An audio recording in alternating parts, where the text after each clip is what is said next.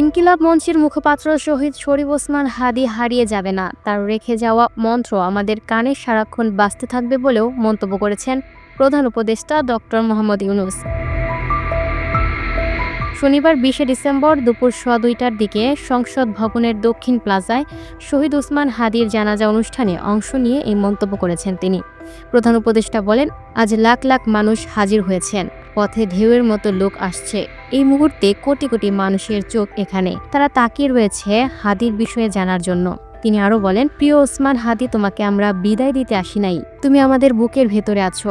বাংলাদেশ যতদিন আছে ততদিন তুমি সব বাংলাদেশের বুকে থাকবে, এটা কেউ সরাতে পারবে না।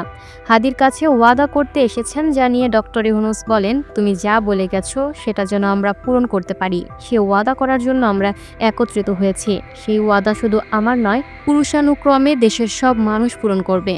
তোমার যে মানবপ্রেম, তোমার যে ভঙ্গি, তোমার যে ওঠা বসা এবং রাজনৈতিক দৃষ্টিভঙ্গি, তা নিয়ে সবাই প্রশংসা করছে, সেটা যেন আমাদের মনে সবসময় জাগ্রত থাকে।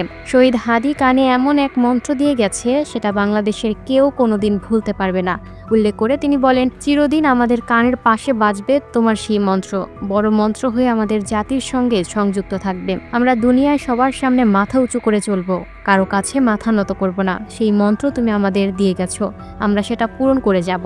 প্রধান উপদেষ্টা বলেন, হাদী, তুমি নির্বাচনে অংশ নিতে চেয়েছিলে, নির্বাচন কিভাবে করতে হয় তারও একটা প্রক্রিয়া জানিয়ে গেছো। সেই প্রক্রিয়া যেন আমরা সবাই মিলে গ্রহণ করি। কিভাবে প্রচারণা চালাতে হয়, কিভাবে মানুষের কাছে যেতে হয়, তুমি সবকিছুর শিক্ষা দিয়ে গেছো, আমরা এই শিক্ষা গ্রহণ করলাম। তিনি আরো বলেন, হাদী কোথাও হারিয়ে যাবে না, কোনো দিন তোমাকে কেউ ভুলতে পারবে না। তোমাকে আমাদের সবার পক্ষ থেকে আল্লাহর কাছে আমানত রাখলাম, আমরা সবসময় তোমার কথা রেখে জাতির অগ্রগতির পথে চলতে থাকবো।